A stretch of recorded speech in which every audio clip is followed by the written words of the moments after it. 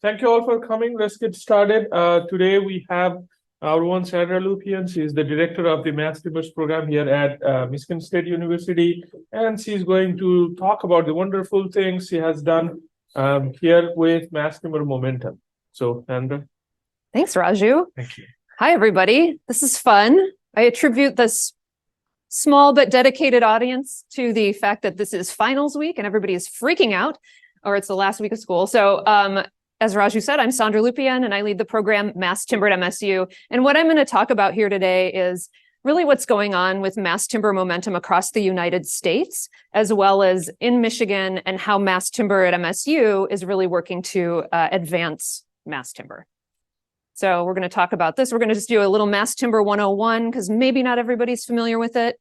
I always like to talk about how I became interested in MassTimber, what's going on with MassTimber history, present in the United States, key barriers to expanding MassTimber, some policy opportunities at the national level, as well as then what's going on here in Michigan. How is MassTimber at MSU contributing to momentum through all of these different things that land-grant universities can do?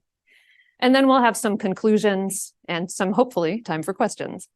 So starting with just a MassTimber overview, I know this audience is savvy. You all know what MassTimber is, but I often find in any audience that there is somebody who's like, what does she actually mean when she says MassTimber? So I always start by level setting. So when I talk about MassTimber, I'm using an umbrella term to refer to a variety of very large, engineered wood building construction materials.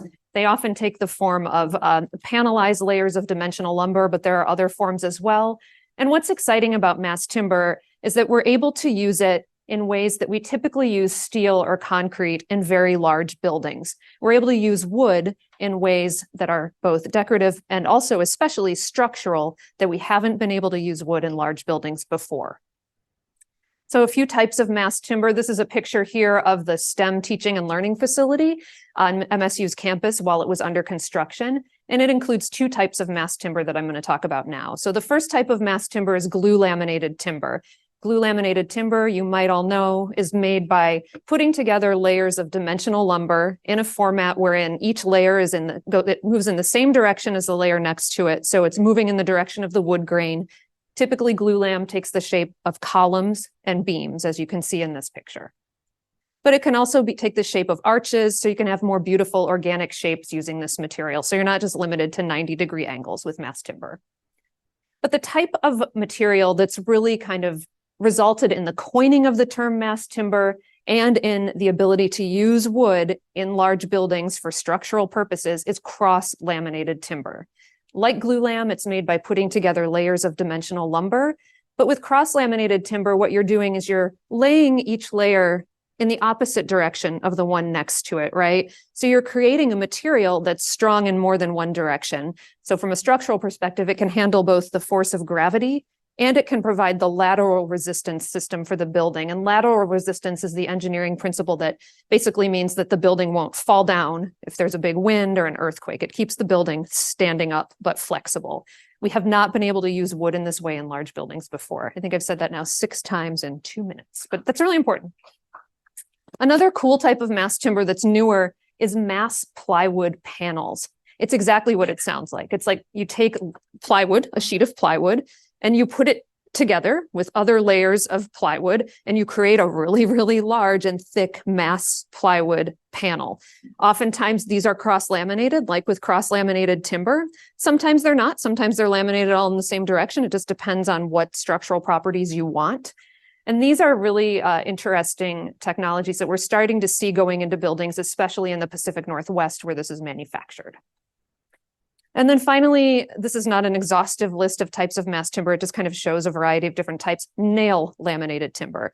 Nail laminated timber is a very old technology. It's been in building codes for many decades, but it is a type of MassTimber. And here you make panels or columns or beams by putting together dimensional lumber on its side, right? So that the flat face is facing each other. And then you work with a structural engineer who says, oh, you want to put a nail laminated timber here in this building. This is your load. This is the engineering situation. Great. Here's the pattern you need to use when you nail these boards together to have the structural properties that you want. And the cool thing about nail laminated timber versus the other types that I've mentioned is that there's no adhesive involved. You don't need a brick and mortar. That's like mass timber humor. You don't need a brick and mortar factory to put it together. You can actually make it on a project by project basis on a building construction site. So you don't need the type of capital investment that you might need with other types of mass timber. Okay, those are the types of mass timber. A few of them, hopefully now we're all on the same page. We understand what mass timber is. Now we're just going to talk at a very high level about some of its benefits. And the reason I'm not going into detail on this is because I'm pretty sure everyone here understands the value and benefits of harvested wood products. So we don't need to do that very much here. But from a construction perspective, mass timber is really exciting for the reasons that I've listed before. It is a high performance building construction material to be compared with materials like steel and concrete. We're not trying to displace stick framing, where we build building frames with 2x4s and 4x4s with mass timber. We're trying to find opportunities to substitute mass timber for steel and concrete in large buildings. Mass timber is lighter weight than steel and concrete, so it has a great strength to weight ratio, which means you might be able to use less materials, less concrete in your building foundation, for example, but still be able to build really tall. So that's a great benefit. And mass timber in its current basically life stage is typically a prefabricated custom building material, which means that when you receive your mass timber materials on your building site, they've already been cut to the exact dimensions they need to be for each use in the building. All of the holes and openings have already been pre-drilled or pre-cut. So openings for doors and windows are already there. And everything is labeled clearly so that the building can go up really fast, kind of like a Lego, or for those who are older in the room, an erector set, right? So we know that this is a really great efficiency that you can accrue when you use mass timber. For jobs in the economy, I don't need to tell you how important forestry sector jobs are. This is one way to kind of give a shot in the arm of the forest products industry and forestry industry in Michigan and elsewhere. It also creates new types of manufacturing jobs, new jobs in that value-added fabrication that I mentioned, and even new types of jobs in construction. So you might think, oh, maybe the construction industry is threatened by a new type of construction, but the carpenters in unions, for example, have embraced mass timber. They're training their members how to build with this new material because they know this is the material that people are going to be using more and more. They want to be ready for these jobs.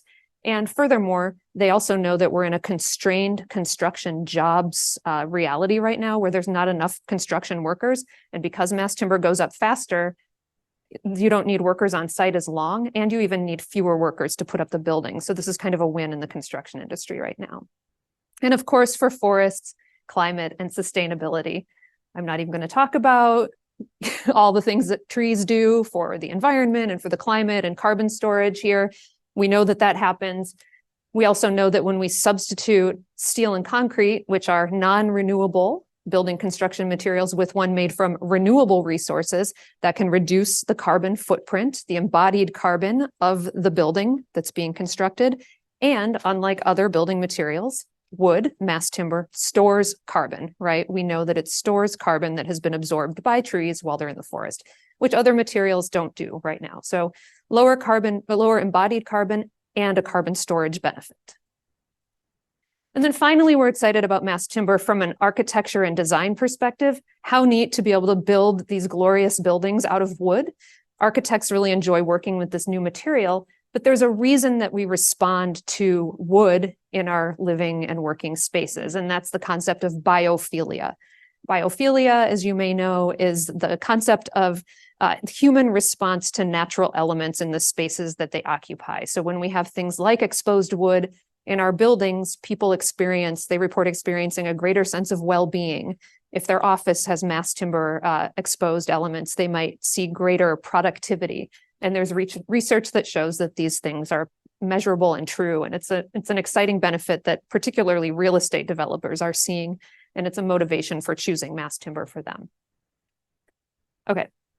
Mass Timber 101 has ended. Okay, you're dismissed. No, don't go. This is where I like to talk about my interest in mass timber. And I do this when I present because there are all these reasons that people are like, why are you working on this thing? Who are you? And I'm not an architect. I don't have a construction background. I am not an engineer. I am also not a forester. Here at MSU, where I'm giving this presentation, I am not a research academic, but I am very interested in mass timber because I worked in the nonprofit sector and the public sector for over 20 years. And most of that time, what I was trying to do is find ways to address climate change through a variety of different types of positions in a variety of different types of organizations.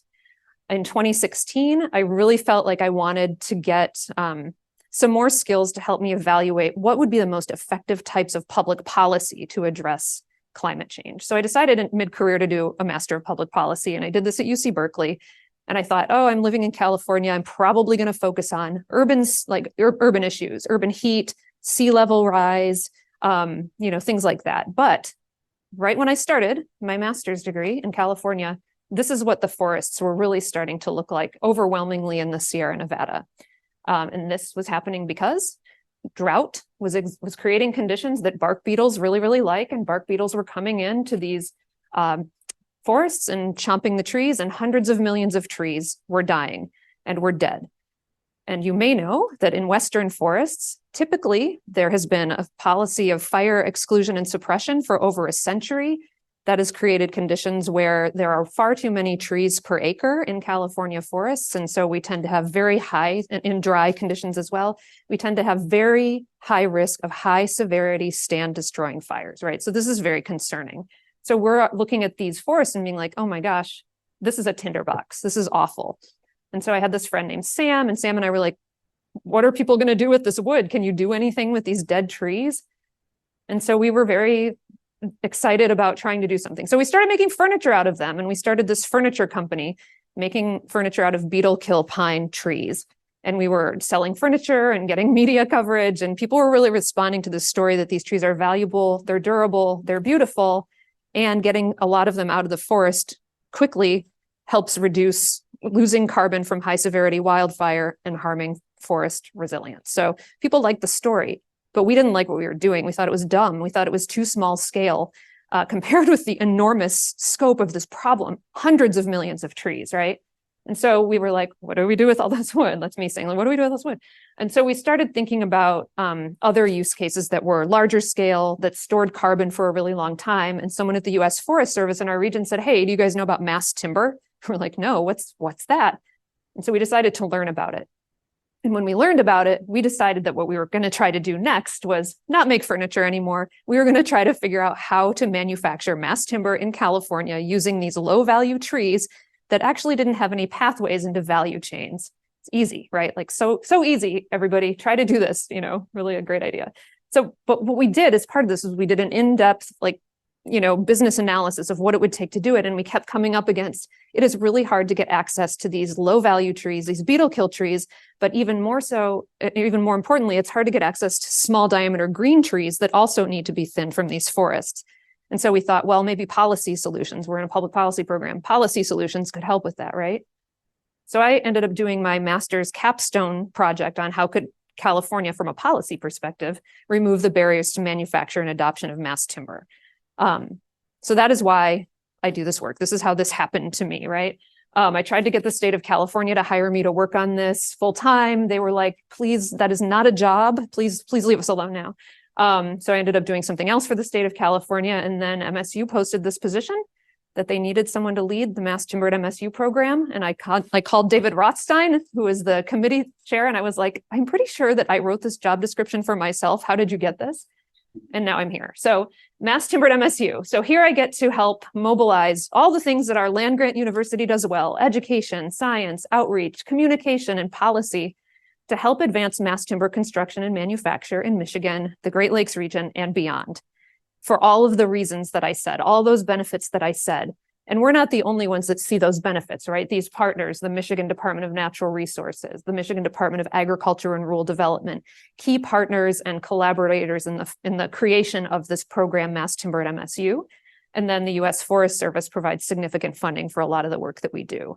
And this program is a collaboration under the umbrella of CANR across the Department of Forestry, the School of Planning, Design, and Construction.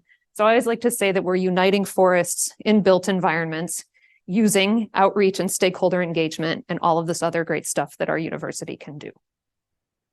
Okay, now I want to just go back and kind of think about how mass timber made its way into the United States. When are some kind of landmarks in the adoption of mass timber here? And then bring that into what's happening in Michigan, okay? So first of all, mass timber originated in Europe. The first cross-laminated timber was created about 100 years ago, but it didn't gain any sort of traction in commercial markets until about 40 years ago when it started emerging in Austria, especially Germany, and really building from there 40 years ago. But it took a long time for it to make its way into the United States. It wasn't until about 15 years ago when people started talking about the potential to develop a mass timber economy here in the United States. And so here are some key milestones and how that happened. And here we go, like glulam. You've probably seen glulam, smaller scale glulam in lots of buildings in the past. Glulam and nail laminated timber have both been in building codes for many decades. These are not new materials, but CLT emerged about 40 years ago. And then in the early 2010s, people started talking a lot about CLT in the United States, being like, should we be using this to displace steel and concrete? We've got all these climate and carbon sorts of sustainability goals emerging at different levels and different governments. Can this help with that? In 2015, the first certified US-made cross-laminated timber panels were made at D.R. Johnson, which was a company in Oregon. It was a longtime wood products company that was like, we're going to try our hand at making mass timber. So they had the first CLT manufactured in the US. In 2016, there was the first international mass timber conference held in Portland, Oregon as well. At that time, there were about 500 attendees. I just attended the conference last month in Portland, and there were 3,500 people there. So you can kind of see how the interest in the community is growing. In 2016, the first tall mass timber high-rise was completed in the United States.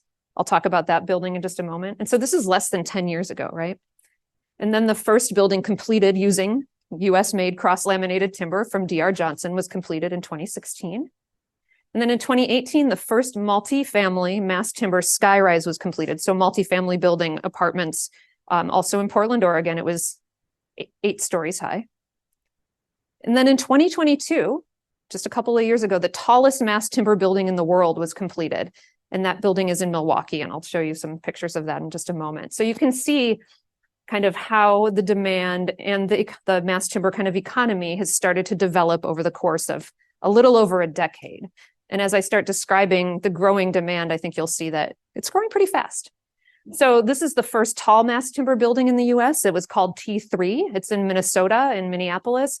Again, it's only 7 stories high. And it features nail laminated timber, interestingly, not cross-laminated timber, and glue laminated timber. And it's an office space with some retail and mixed use on the bottom floor. But this was the first one we had in the country, so a landmark. Then the first building to use US-made CLT was called Albina Yard. It's in Portland, Oregon. This is an office building space, also with retail on the first floor, designed by Lever Architects, which is the principal there is Thomas Robinson. And he's really credited in the US of being a visionary in terms of being committed to using US-made cross-laminated timber. So he really helped make this happen and helped people see the value of local supply chain. Carbon 12. This is the first mass timber high-rise multifamily housing, also in Portland, Oregon. You're going to see a lot of action, early action in Portland, Oregon, in the Pacific Northwest. This is 8 floors. And I remember I toured this building when it was still just the construction was finishing. And I was like, this is an amazing paradise. How can this be so? And there were so few buildings at that time to tour. And since that time, there are so many more. This is the tallest mass timber building in the world. It's the Ascent Tower. It's in Milwaukee, just across Lake Michigan from us. It's 25 stories. The first 7 stories are concrete podium. It's just called concrete podium. But then on top of that are 18 mass timber floors using glue laminated timber and cross-laminated timber. This building is amazing. It has apartments, but then it also has like a community space on the top floor with like co-working space and community kitchens and all these game rooms. It is like, it's like Google, but you live there or something. Very nice building. And then this is a building that's under construction now. This will be the first multifamily affordable housing on the US East Coast. It's called 340 Dixwell, and it's in New Haven, Connecticut. The architect here is Gray Organchi. They've done a lot of innovative mass timber design in the US. And, you know, because we have a severe shortage of affordable housing in the United States, people are often asking, what's the connection between mass timber and affordable housing? And it's great to see people coming out in front and trying to figure out what's the formula to make that pencil out in a good way. And then this is like the most glamorous and enormous mass timber project in the United States right now that's under construction. The Portland Airport is creating this incredible roof for its new airport terminal. It's 9 acres. It uses mass plywood panels and glue laminated timber. I had an opportunity to tour it just a couple of weeks ago, and the pictures make it look puny, but it is enormous and beautiful. And the next time you fly to Portland, if it's after this summer, you'll get to see this beautiful new terminal. And the cool thing about this is that all of the timber sourced for this building was sourced in collaboration with a tribal community that's about 200 miles from the airport. So they used all locally sourced wood. Okay, so that was just a snapshot of some key projects, but this is what's actually happening with mass timber demand across the United States right now. In 2018, we had 439 projects in the country that were either complete or in development or under construction in the US. Today, we have 2,035. So that's an increase of more than 4.5 times in just a few short years. So we really feel confident that mass timber demand is going to continue to grow and grow as people become more familiar with it, and hopefully as we see more domestic manufacture come online. Speaking of manufacture, this is where we're manufacturing mass timber in North America right now.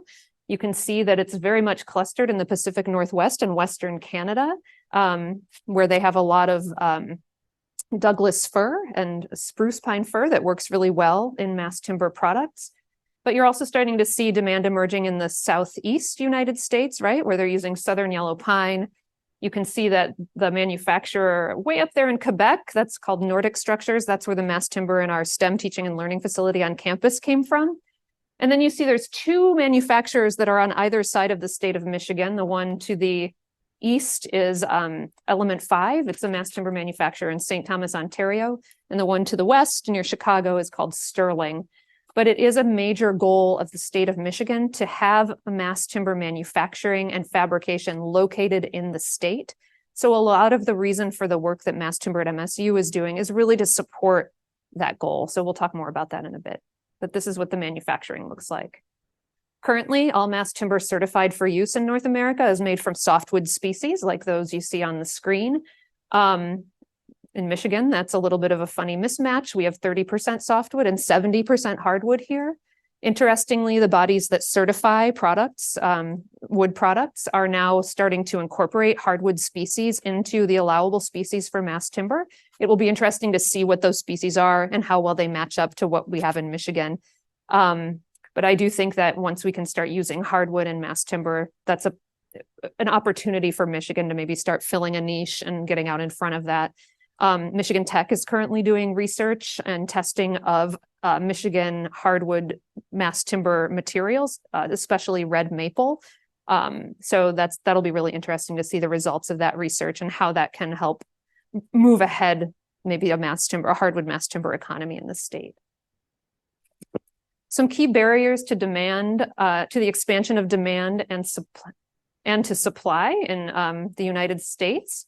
Just awareness and familiarity, right? Developers and the architecture, engineering, and construction industry are facing a new type of material. They need to learn how to use it. They need to learn why it's a good idea to use it.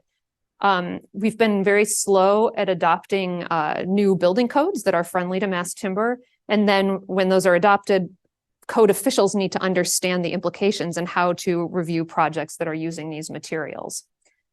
A green premium. Mass timber, like most new green technologies that are in their early days, is typically more expensive to use in a building. And so for developers, it's difficult for them to choose mass timber. Sometimes the green premium is real and sometimes it is perceived. And some of the reasons why it might be perceived is that general contractors who are responsible for estimating building construction projects don't know how to budget for mass timber yet. So for example, they might not understand that you can build the building faster. Once the materials arrive on your construction site, you can save money because your building goes up faster, but they don't really know how to account for that in their estimating models in a skillful way yet, like I just said. So these are some of the reasons. And then we also have just, you've seen where we're supplying mass timber in the United States. I think we still have a domestic supply gap, but we especially have a gap in capacity to do that value added fabrication that turns like blank mass timber panels and columns and beams into those kits of parts that can go up on your building construction site. So it's an opportunity there if we really want to enhance our ability to produce mass timber domestically. We should be working on getting more value-added fabrication online, and then manufacturing more panels and columns and beams. All right. Policies can help with some of these gaps, right? We got to get our building codes updated to the most current version. In the United States, building codes are promulgated by, in the following way. The International Code Council every 3 years creates updated building codes that pertain to all different aspects of building. It's not just about mass timber. And then US states and jurisdictions typically 3 years later will take those codes and incorporate them into their own codes, update them and adjust them as needed for local needs. But typically jurisdictions are 3 years behind. The current building code situation here in Michigan, we are in the 2015 version of the International Building Code. This is the first time cross-laminated timber was identified as a material in the International Building Code. And it just tells us a few different ways that we can use mass timber. They're fairly limited. However, we were able to build our STEM teaching and learning facility based on these codes. And if you've been in there, you know that it features mass timber in a really lovely way. So we can build a lot of beautiful buildings using these codes. It's not like we can't build mass timber buildings. But in 2021, the International Code Council adopted 2021 IBC. And in that version of the code, they created 3 new different types of mass timber buildings. And you're not building code nerds, you don't need to read this, but it's like they allow us to build taller mass timber buildings, and they define how much mass timber we can expose in the building relative to the height of the building.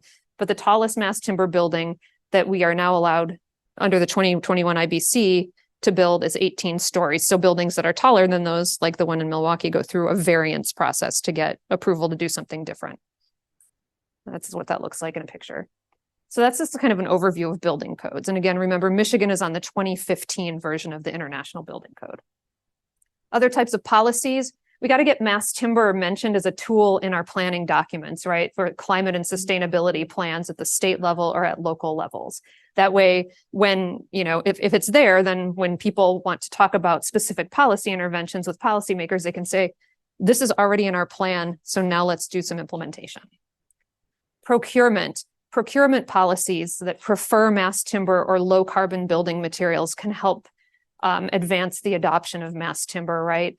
For example, the US Department of Defense, the US Army, this past year created a procurement policy saying, we are going to use mass timber in all of our new buildings. They're building thousands of buildings all over the world, all of our new buildings, unless we can justify why it's not a good idea. And it's not being a good idea isn't based on the cost. It's based on, is it the best use for the occupants of the building in terms of their safety and well-being? So this is very exciting. This is going to create a lot of demand for mass timber. And now we have to make sure we have the supply available to make sure we can keep up with it. Building standards and zoning codes. So at the local level, we could look at incentives that allow for people who are building mass timber buildings to maybe get an allowance to build taller or build larger, or not have to go through as much administrative red tape. There's a policy like this being reviewed right now in East Lansing. Tax policy, tax incentives, rebates. We have these to help developers install solar panels on their buildings. We should have tax policies maybe to help them also choose mass timber.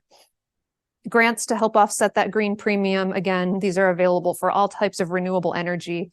Mass timber is just the next kind of new green technology that's available here. And then carbon offsets. I just have a question mark here because I'm very dubious about different types of offsets. I find them very complicated and sometimes not the most efficient type of policy to make, but people are working on them and starting to think about how can carbon offsets, particularly specifically related to specific buildings, how can they allow building owners to monetize their carbon to maybe help offset a green premium? So it's in process. Fun fact, Europe is ahead of us on policy with mass timber. Is anyone surprised? I wasn't surprised, but you can see that there's all different types of regulations, mandates, kind of action plans already on the books to help advance wood construction in Europe. Okay, how am I doing? Okay, doing okay. So mass timber in Michigan. Now I want to move here to our state and what is happening with the momentum that's building here and how mass timber at MSU is involved in this work. So fun context and history of mass timber in Michigan. Most of this is before I arrived. So this is my understanding of the history. Rich Kobe, if you have any corrections, you can just speak right up.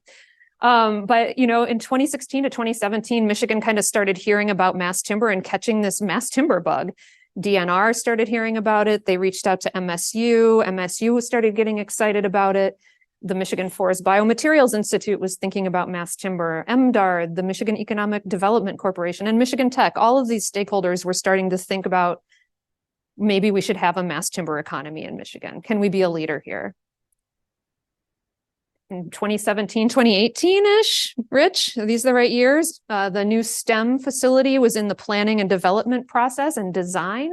And Rich and some other members of the forestry and construction management faculty thought, is this an opportunity for MSU to have what they thought was going to be the first mass timber building in the state on our campus? And so Rich and other faculty worked really hard to basically convince the university that mass timber was the right choice for a variety of reasons. They were very convincing. They ended up getting that decision to be made. So they decided to change away from the steel and concrete building design that they had in place and convert it to a mass timber and steel hybrid structure, which is what you see when you visit the building now. And the legislature was also excited about mass timber and helped fund the building in large part because of this mass timber element. 2018 to 2020, these stakeholders here, along with folks in the architecture and engineering and construction industry, started really thinking about, okay, we're going to have this building on the MSU campus. Let's get together like a sprint team to start thinking about how can we really move forward with mass timber. They planned a mass timber summit. The STEM building was under construction. They held the mass timber summit. I think one of the key things that was identified at that summit and as a result of some kind of business attraction effort that the state was doing they were talking to mass timber manufacturers and being like, what would it take for you to locate in Michigan? And what was identified as a key priority was market development, getting more mass timber into buildings. Show me the demand. That's what the manufacturers wanted to know. So the state and MSU decided that there could be a position to help work on facilitating the education and outreach and engagement that would help support more implementation of mass timber to support this goal of manufacturing mass timber. And that was when they created the position that I now occupy. And I joined MSU in July of 2021, the same week that the STEM facility opened.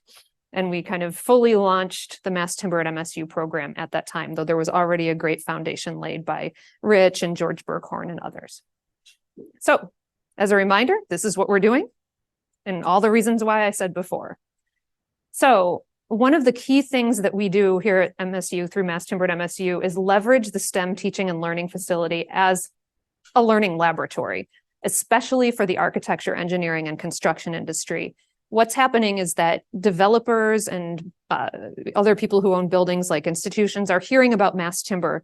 They're like, could this be a way that we could reduce the carbon footprint of our building? Is this a type of material that people would pay more if they were able to live or work in a building like this? We should look at this material. And then they tell their architect, and their architect is like, that sounds cool. I've never done one of these before. So oftentimes project teams will reach out to us. They'll come and see the STEM teaching and learning facility. We'll talk to them about what we learned through building the building, connect them with resources, and kind of develop a relationship wherein we stay in touch and provide ongoing kind of technical assistance and connections to partners, et cetera. So we've taken more than 2,300 people on tours of the STEM teaching and learning facility since about fall of 2021. And mostly architecture, engineering, and construction industry folks, but also people in the forest products industry, a good amount of elected officials and civil servants, lots of students, other folks who are working in academia. And we also make sure to host workshops and seminars and kind of VIP events in there to really showcase this building as this learning laboratory. And now we're seeing significant growth in demand in mass timber in Michigan. So the STEM teaching and learning facility was not the first mass timber building to use cross-laminated timber in the state as we thought. There was another one in Ann Arbor first, a church. But it is certainly the most prominent and the largest mass timber building in Michigan that uses CLT. And it opened in July of 2021. Now look, we have more than 45 mass timber projects in the pipeline in Michigan. Excitingly, they're all over the state, and that map is not exact. I did not use like a mapping tool. Those are not real coordinates. I was like, I think Houghton's around here, but this is where those buildings are. So maybe you would have thought, oh, all these buildings will be in Ann Arbor, or they'll all be in cities. That's not the case. They're in cities, they're in suburbs, they're in rural communities, they're in the Lower Peninsula, they're in the upper, they're in the, in the lower peninsula, they're in the upper lower peninsula, and they're in the UP. And so what that tells me is that people are seeing something for themselves in mass timber in all different types of communities. So it's very exciting to follow the developments of these projects and to understand their status. And a little bit about that status, there are 8 that are complete, 4 that have basically just broken ground, 12 that are under construction right now, and then 21 that are still in planning and design. And this also based on my conversations with these project teams, not scientifically arrived at conclusion, but I think 27 of these projects are basically certain to happen because they're already under construction or very far along in their process. 6 are very probable, but then there's 12 that are still in the exploratory phase. And if these project teams come up against that green premium or other barriers, they're going to decide not to use mass timber because it's too hard or it doesn't seem affordable. And so we want to keep communicating with those people to help make sure that they understand how to estimate their project, which partners they should talk to, that they need to talk to manufacturers really early in the process so that the material, mass timber, doesn't get value engineered out of their project in favor of steel or concrete as an easier path. I just want to feature some of the projects that are under construction in Michigan right now. So the first is also the most ambitious project. This is called Adelaide Point. It's in Muskegon. And this is the first mass timber project in development that I heard about like a month after I started my job. This developer reached out to me. His name's Ryan Liestma. This is his first real estate development project. He has a background in like entrepreneurship. He's started a lot of companies. And he was like, we're going to take this post-industrial site in Muskegon, derelict basically, and we're going to turn it into a completely redeveloped site. It's going to have a hotel, it's going to have condos, it's going to have a multi-purpose building, it's going to have a marina, and it's going to have boat storage. And 4 of those buildings are going to be made out of mass timber. And I was like, you're awesome. That's crazy. There's no way. I thought this is too ambitious. But we kept in touch with them and we kept connecting them with resources and providing them with advice. And now this project is under construction. And I'm not taking credit for it. I'm just saying it was like so amazing to see this happen. But the building on the bottom left is the multi-purpose building, and it is currently under construction. And then the building on the upper right, condos, is also currently under construction. And it's just, I was able to tour it a few weeks ago, and it was just, I teared up a little bit because it was just such an ambitious project that's moving forward, and it's going to be an amazing landmark for mass timber. This is the A.B. Ford Center in Detroit. This project is cool because it's in a very mixed demographic neighborhood of Detroit that's facing some gentrification, but also still a lot of original longtime residents there. And the process of designing this building included deep community engagement, which not all projects do, right? And one of the things that the residents really said that they wanted was a feeling of nature in the space, and they responded really well to the idea of mass timber. So this building ends up being made with mass timber. It has a meeting space in it, a library, a basketball court. It has all these great features, and it's right on the Detroit River and has this lovely mass timber features. This one's called Vineyard View, and this is in Suttons Bay. And this is the first example of an affordable housing development in Michigan using mass timber.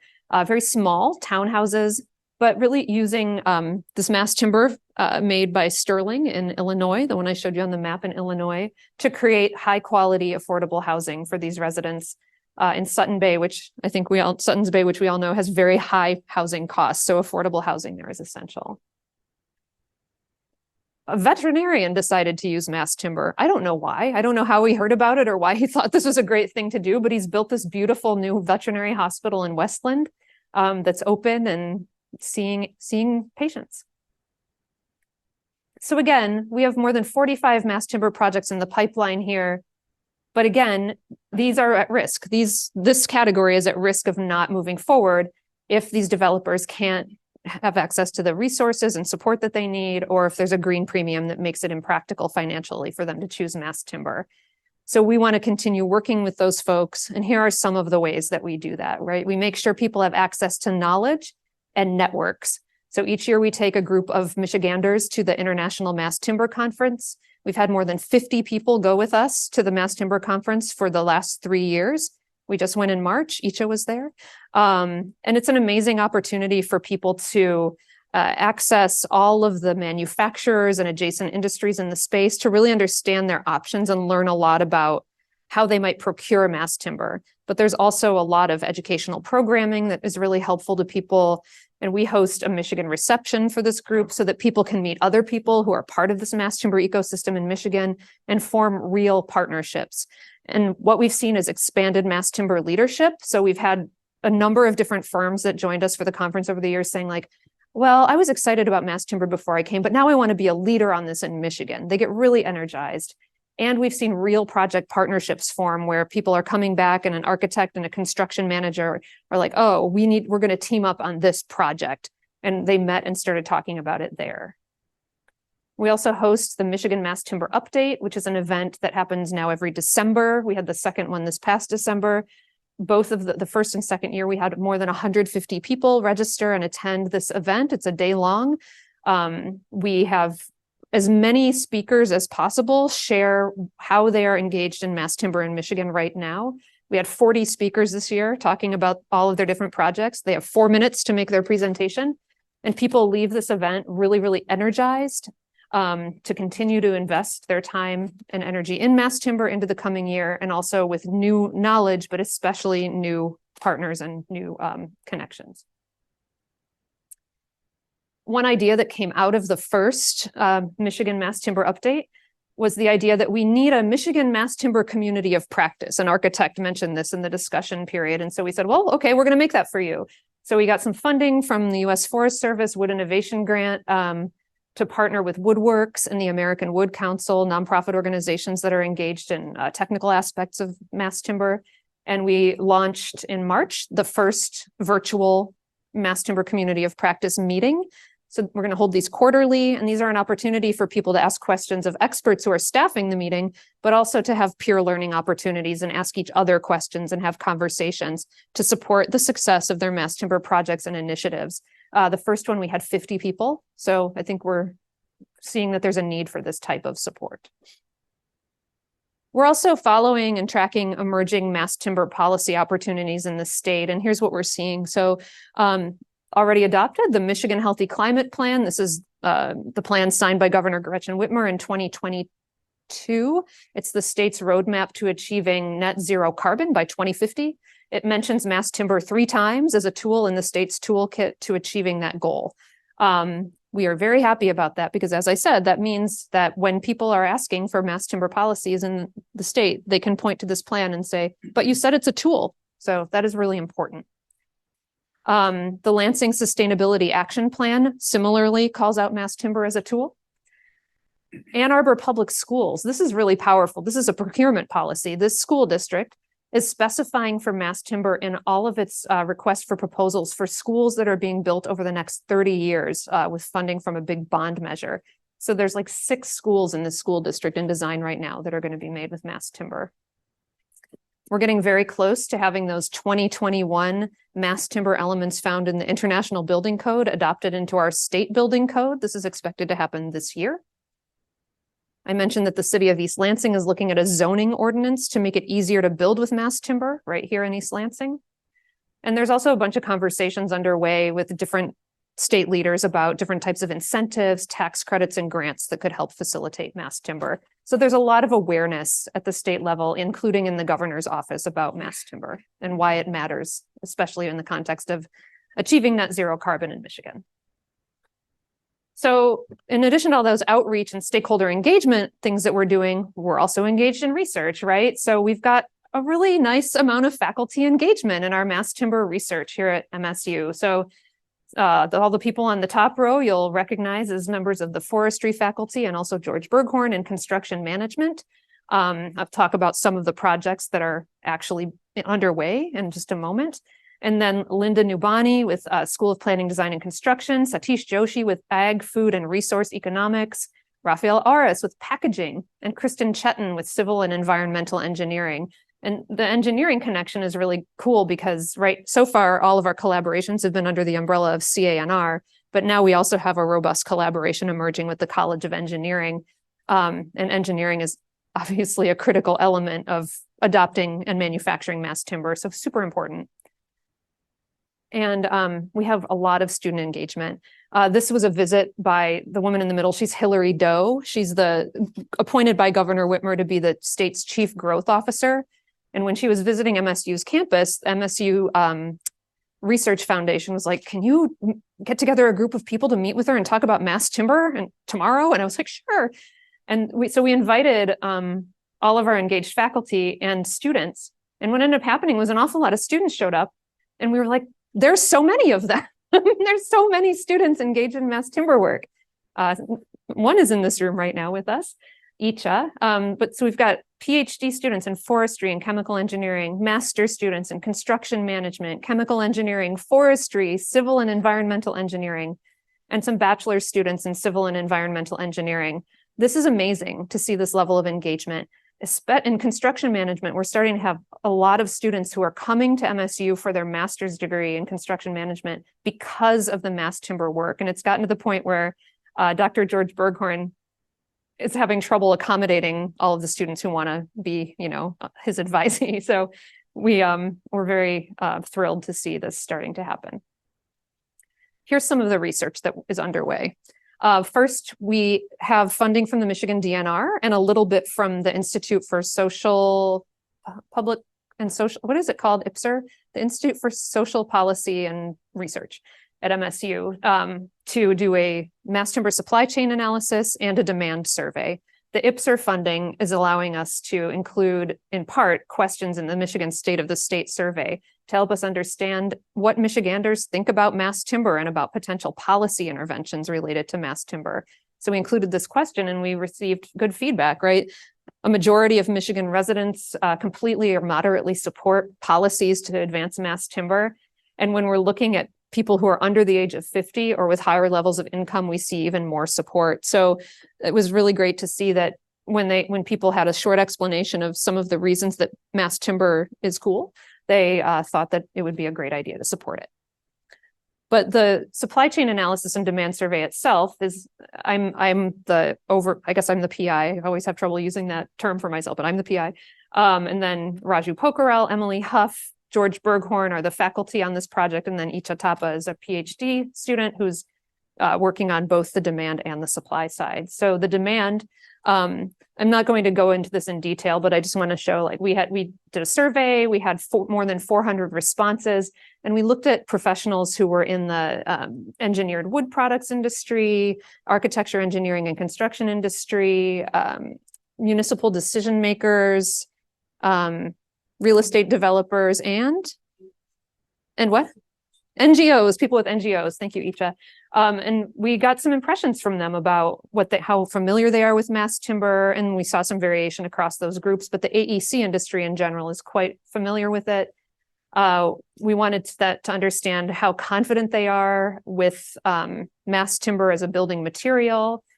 We got some results there. And then what we really wanted to understand from this is, what does demand look like for mass timber over the next 5 years across the 8 Great Lakes states? This is the information that prospective manufacturers want. What does that look like? So this is what that data looks like. We're seeing significant demand across all of the states based on our, survey responses of 400 people, but 40% of those in the AEC industry, which is the important respondent group for this particular thing. So we're seeing good demand. But we also know from Woodworks, which tracks mass timber demand across the United States, that the demand is likely considerably higher than what we're seeing from our sample.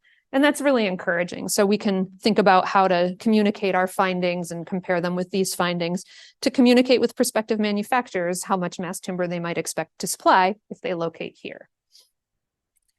We're also conducting the supply analysis. Raju Pokarel and Icha Tapa are the leaders of this work, and I'm not going to dive into this at all because I can't talk about this in a knowledgeable way yet. We have some preliminary findings, but we're modeling We're showing several different scenarios as part of this project, right? We're looking at a model where all of the wood feedstock would come from the Great Lakes region. And then we're looking at a model that would source all of the material from Michigan. And then we're also looking at a scenario where there would be sourcing from different areas of the country. And this is based on, things like transportation availability, available feedstock, workforce, all of these different variables. And so we're going to be able to start rolling out some of these findings this spring, so that we can start providing this information to prospective manufacturers. We also have funding from the U.S. Forest Service for George Berghorn and I. We're working to pilot Michigan-sourced red pine nail laminated timber in 2 buildings in the Upper Peninsula. We're doing this to demonstrate that we can use Michigan wood in a mass timber product right now in a building to really help prove that you can make mass timber from Michigan wood. So these are the projects, the Michigan Great Lakes Boat Building School and Shop House Park. And what we're really trying to do is show local communities, show that this is a viable thing and why it's beneficial to build with Michigan wood and to use mass timber and to really spark interest in manufacturing mass timber here. However, the Michigan Department of Natural Resources beat us to the punch by using Michigan red pine in actual cross-laminated timber panels in its new building that it's building in Newberry. So this is an interesting project and really important for the mass timber economy in Michigan. So the DNR is building this new building. It was really committed to using mass timber and it really wanted to use Michigan wood, but we don't have any Michigan-based mass timber manufacturers. And this has been a problem for them in trying to execute on this goal. And especially because this project has some funding from the U.S. Forest Service, and they absolutely want domestic supply for this project. So the DNR was really committed to figuring this out. Their architect from Lord X Sargent was at the International Mass Timber Conference last year and by chance had a conversation with Russ Vaughan, who runs Vaughan Timbers in Washington State. And they were saying, hey, we're really trying to do this thing. We want to use Michigan wood in this mass timber, but we can't find a manufacturer because we don't have any. And he was like, I'll make it for you. And so what ended up happening was we sourced Michigan red pine from Buer Lumber here in Michigan. It got shipped to Washington. This is not like how you want to do it from a carbon perspective all the time, but to prove that it's viable and to get the product certified, this is a game changer. Sent it all to Washington. The Vaughan Timbers went through the process of doing all the research and development, the product testing and certification, and shipped it back to Newberry. So now what we have is a certified mass timber product made from Michigan red pine, which is de-risked doing this for other prospective manufacturers. And it's already fully installed in this new building in Newberry so that soon people will be able to go and see this product. And now we can tell prospective manufacturers that it's possible. So really amazing. Again, don't always want to do it that way, but that was one way to do it. One of the things that we hear a lot from our architecture, engineering, and construction industry stakeholders is that they don't have access to workers who know how to use mass timber. So George Berghorn and some partners here and at Henry Ford College applied for a National Science Foundation grant to address this gap. So they are working to develop curriculum targeting existing architecture, engineering, construction management, and carpentry courses at community colleges and universities all across the country and in Canada. The curriculum we're developing is in the form of modules, so a menu of modules that that instructors can drop into their existing courses, so they don't need to develop an entire course on mass timber in their discipline.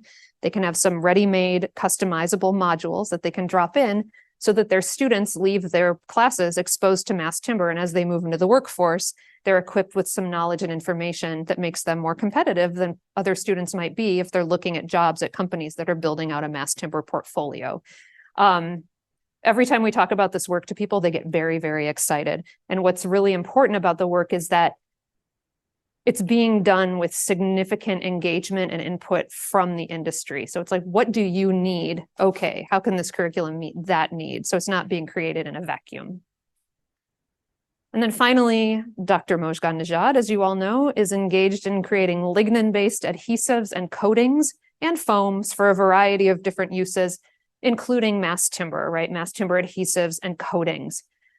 This technology is being applied in tests in a factory in Canada, and it's showing incredible adhesion and could be significantly less expensive for manufacturers to apply in the factory, which could significantly reduce the cost to produce mass timber and hopefully the cost to the end user of mass timber. So this is a very important body of work here at MSU that could have a significant impact on the industry. And then last year, many of us participated in a trade and study mission to Finland, which included a day of workshops organized by Lupien in Finland and then MSU. I, along with George Berghorn, led a workshop on how can we make sure that the mass timber that we're designing and building with today has a climate beneficial when it's done with its life in its first building. So what's a climate beneficial next life for mass timber look like?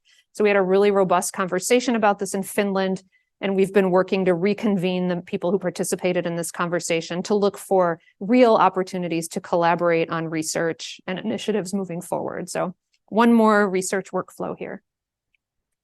All right, you guys, I'm almost done. So the conclusions: mass timber demand and manufacture are growing across the United States, and we need more supportive policies to help them grow faster.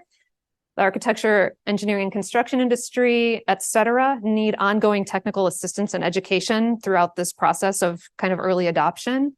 And the US really needs to increase domestic production, starting with value-added fabrication, to be ready to start also increasing manufacture of columns and panels and beams when the time comes. And universities, including but not limited to MSU, are adding significant capacity to this growth in regions across the country. And we're really proud of MassTimber at MSU's accomplishments and the kind of acknowledgement that we are seeing as a leader in the Great Lakes region in this space.